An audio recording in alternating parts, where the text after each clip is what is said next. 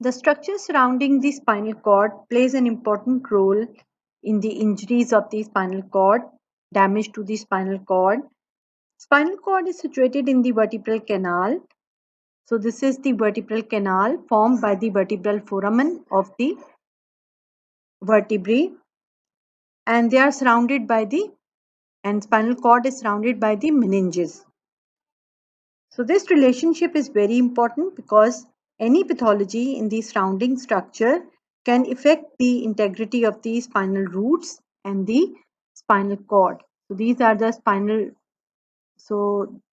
roots or spinal nerve and the cords.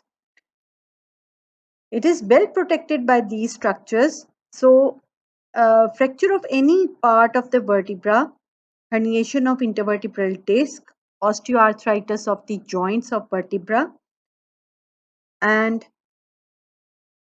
infection or any tumor of the bone or the meninges. So these all factors can result in damage to the spinal cord or the spinal roots or the spinal nerve.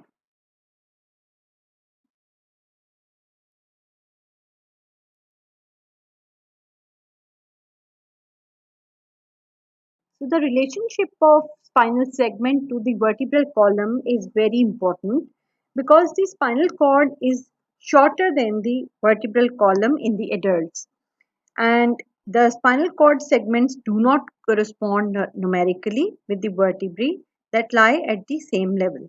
So it is important for physician to determine which spinal segment is related to a given vertebral body in order to explain the damage. Now this is the table and it is showing the spinal segment level and the vertebral level. So in cervical, upper cervical, the segments are the same.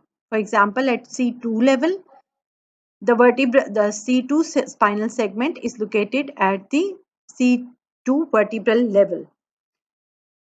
Lower cervical, in lower cervical, C6 is located, C6 spinal segment is located at C5, one vertebra above. So this level is the level of the cervical spine, the level of spine. So C6 spinal segment is located at the level of C5 cervical spine, one vertebra above. In upper thoracic region, two vertebra above. So T5 level is the T5 spinal segment is lying at the vertebral level T3. Lower thoracic segment, three vertebrae above. So T10 segment is lying at the T7 spinal level. In lumbar region L5, L1 to L5, the lumbar segments from L1 to L5, they lie at T10 to T11 vertebral level, 3 or 5 vertebra above. Sacral and coccygeal S1 to S5 and coccyx 1 segments, they lie at T12 to L1, 6 to 10 vertebra above. So in cervical region, lower cervical, starting from lower cervical region, you can add 1, upper thoracic add 2, thoracic 7 to 9 add 3, 10th thoracic L1 and L2 cord segments, 11th thoracic at 11th thoracic L3 and L4 cord segments, 12th thoracic L5 cord segment, and first lumbar sacral and coccygeal segments. So this is how you can calculate the spinal segment which is lying at certain vertebral level. Now, because of shortness of the spinal cord relative to the length of vertebral column, the nerve roots of the lumbar and sacral segments of the spinal cord, they have to take oblique course downward to reach their respective intervertebral foramen. So you can see here the spinal cord is ending at the level at the vertebral level L1. So the nerve roots of the lumbar and sacral segments have to take an oblique course down to reach their respective intervertebral foramen, the resulting leash of nerve roots from cauda equina. So you can see here. So compression of these nerve roots known as cauda equina syndrome can also result in symptoms like damage to the because of damage to these nerve roots, and they are coming out from the lower spinal segments. So what is spinal tap? Also we know that the spinal cord, it ends at the level of lower level of L1 vertebra, and spinal cord is surrounded by meninges, and in these meninges we have the subarachnoid space. So this subarachnoid space doesn't end at the L1 level, rather it ends at the S2 vertebral level. So the CSF is lying below the end of the spinal cord. So we can tap here for the CSF to chemically analyze it for various diseases. So this tap is done between the L3 and L4 level. Safely, the spinal cord is above. So this is the spinal tap. So this is also a significant uh, usage of this level of spinal cord.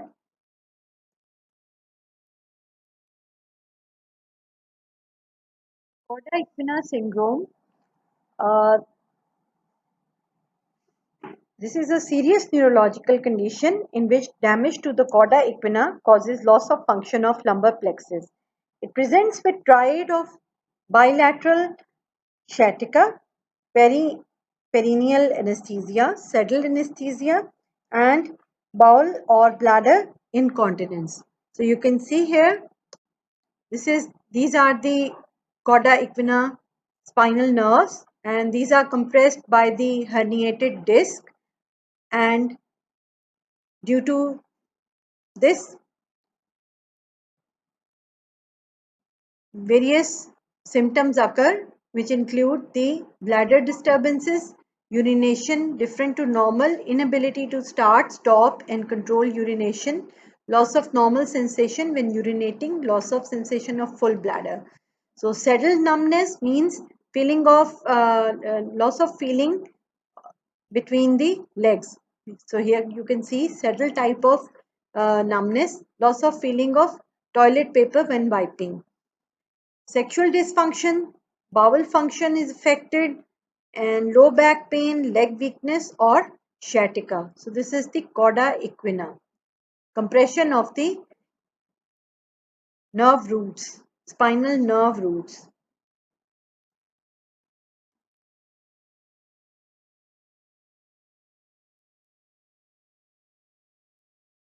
Injury to the lesions of the anterior and posterior nerve roots. Now each nerve root has a covering of pia, arachnoid, and dura mater. So you can see here, this is the posterior root, this is the anterior root, and they have the coverings of the meninges, that is of pia mater, arachnoid, and dura mater. The anterior and posterior nerve roots unite in the intervertebral foramina to form the spinal nerve. So this is the spinal nerve. Spinal nerve. Now, either or both spinal nerve roots may be involved in syphilitic spinal meningitis or pyogenic meningitis. So, any infection of meninges can also irritate these nerve roots. The posterior roots may be involved in tabes dorsalis and herpes zoster. Their anatomical location, both in the vertebral canal and in the intervertebral foramina, exposes them to compression from the tumors of the vertebral column and to irritation from abnormal constituent of the cerebrospinal fluid, such as blood following subarachnoid hemorrhage. A herniated intervertebral disc, a primary or secondary vertebral tumor, vertebral destruction by tumor or infection, or fracture dislocation can press on the spinal nerve roots in the intervertebral foramina. So this is the intervertebral foramina, and uh, even severe scoliosis. Scoliosis means the defect in the vertebral column may result in compression of these nerve roots. So, injury to the ascending tracts within the spinal cord. First of all, the lateral spinothalamic tract. Destruction of this tract produces contralateral loss of pain and thermal sensibilities below the level of lesion. The patient will not therefore respond to pinprick or recognize hot and cold objects placed in contact with the skin. Now you can see the spinothalamic tracts, they are crossing towards the opposite side and ascending as the spinothalamic tract, lateral spinothalamic tract. So they are carrying sensations from the left side of the body. So if the lesion occurs below the at the level of L1, so there is a contralateral loss of pain and temperature at the left side below the level of lesion. And common causes include multiple sclerosis, penetrating injuries, and compression from tumors. The injury to the anterior spinothalamic tract. Destruction of this tract produces contralateral loss of light touch and pressure sensibilities below the level of lesion. Remember that discriminative touch will still be present because this information is conducted through the fasciculus gracilis and fasciculus cuneatus. The patient will not feel light touch of a piece of cotton placed against the skin or feel pressure from a blunt object placed against the skin.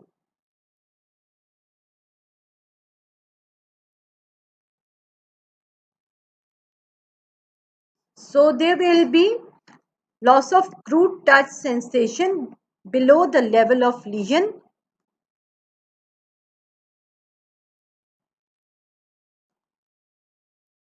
So injury to the dorsal column tract, that is fasciculus gracilis and fasciculus cuneatus. Destruction of these tracts cut off the supply and information from the muscle and joints to the consciousness. Thus, the individual does not know about the position and movements of the ipsilateral limbs below the level of lesion. So, same side is affected below the level of lesion. With the patient's eyes closed, he or she is unable to tell whether the limb or part of limb is in space. For example, if you passively dorsiflex the patient's big toe, he or she is unable to tell you whether the toe is pointing upward or downward. The patient has impaired muscular control, the movements are jerky or ataxic. The patient has also loss of sense of vibration below the level of lesion and tactile discrimination on the same side. So tactile discrimination, how you will check it? This is tested most easily by gradually separating 2 points of a compass until the patient can appreciate them as two separate points, not as one when they are applied to the skin surface. Tactile discrimination varies from one part of the body to another. In normal individuals, the points have to be separated by about 3 to 4 mm before they are recognized as separate points on the tips of the fingers. On the back, however, the points have to be separated by 65 mm or more before they can be recognized as separate points. The sense of general light touch would be unaffected as these impulses ascend through the anterior spinothalamic tract. It should be pointed out that it is extremely rare for a lesion of spinal cord to be so localized as to affect one sensory tract only. It is more usual to have several ascending and descending tracts involved.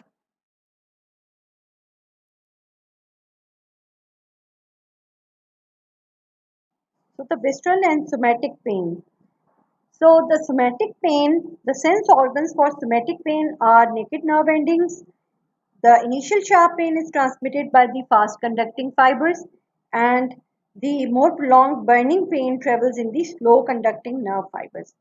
In the viscera, there are special receptors, chemoreceptors, baroreceptors, osmoreceptors, and stretch receptors that are sensitive to a variety of stimuli, including ischemia, stretching, and chemical damage.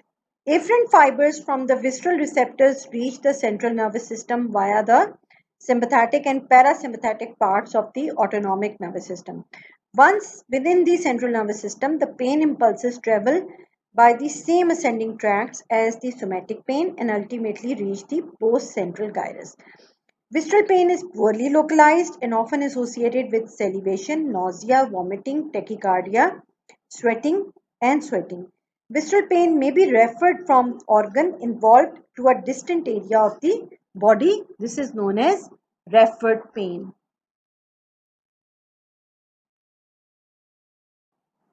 Within the anterolateral white column of the spinal cord, the axons of the spinothalamic tracts from the sacral and lumbar segments of the body are deflected laterally by axons crossing the midline at successively higher levels. Within the posterior white column, the axons from the sacral and lumbar segments of the body are pushed medially by the axons from the higher segments of the body. This deflection of tracts produces lamination. Thus, in the spinothalamic tract, these are the spinothalamic tract, anterior and lateral. In the spinothalamic tracts, anterolateral system, the cervical to sacral segments are located from medial side to lateral side. So, cervical is locating at the medial side, then sacral is located at the lateral side in this system. While in the posterior white column, medial lemniscus system, the sacral to cervical segments are located from medial to lateral. So sacral to cervical are located from medial to lateral. So you can see here.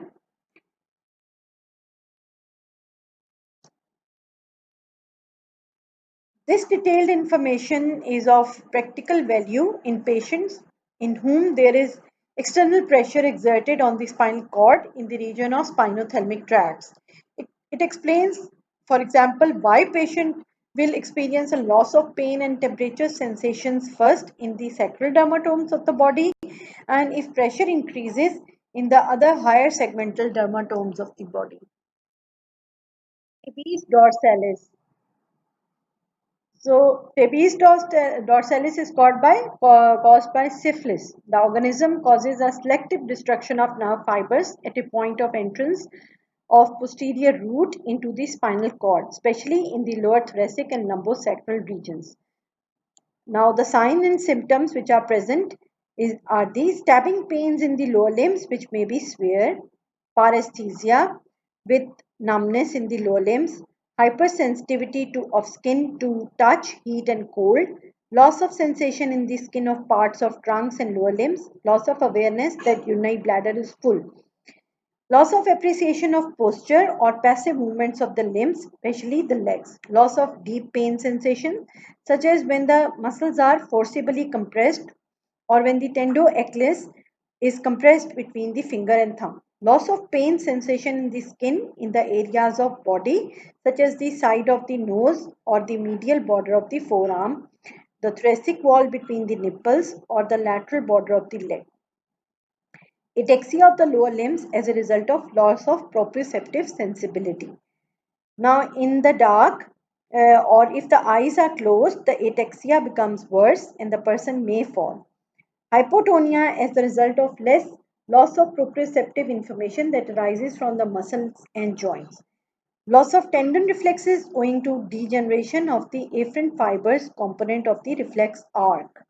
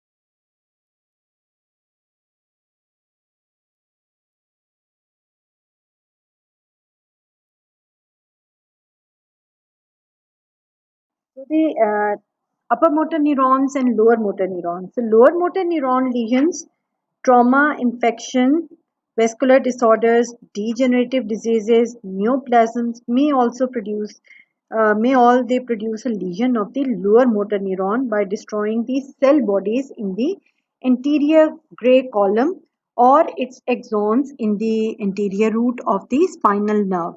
So the lower motor neurons are the for in the spinal cord are they are the neurons in the anterior gray horn and their axons.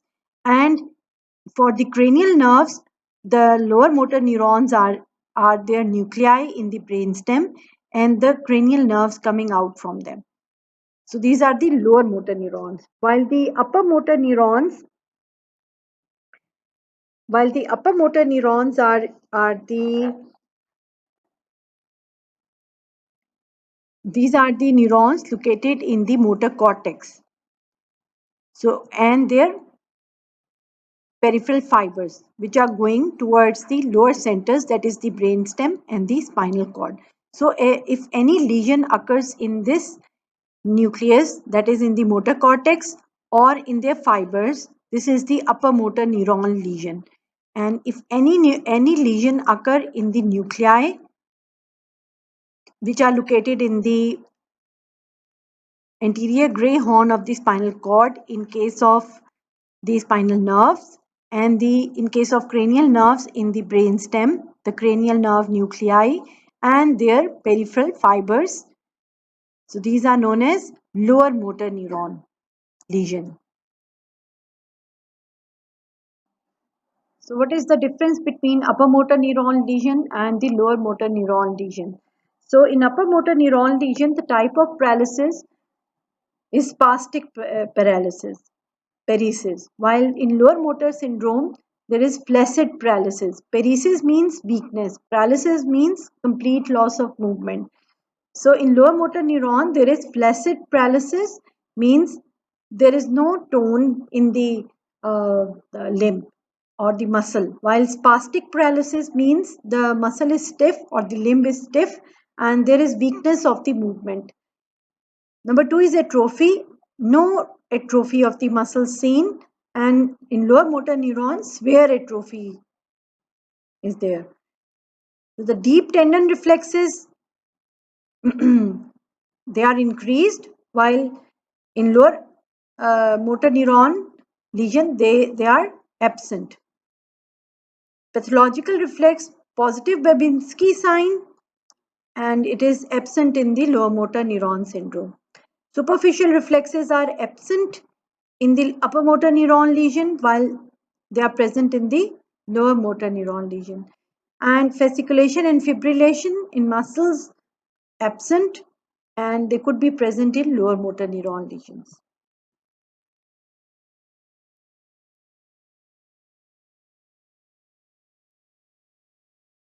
Seen in the spinal cord lesion are the hemiplegia. It is the paralysis of one side of the body. It is the paralysis of one side of the body. You can see here paralysis of one side of the body, hemiplegia, and includes the upper limb, one side of the trunk, neck, head, and the lower limb. So this is the hemiplegia. While monoplegia is the paralysis of one limb only. This is the monoplegia. Paralysis of one limb only. Monoplegia. Diplegia, it is a paralysis of two corresponding limbs, that is the arms or legs. Diplegia. And paraplegia is the paralysis of the two lower limbs, paraplegia. And quadriplegia is the paralysis of all four limbs. Quadriplegia is the paralysis of all four limbs.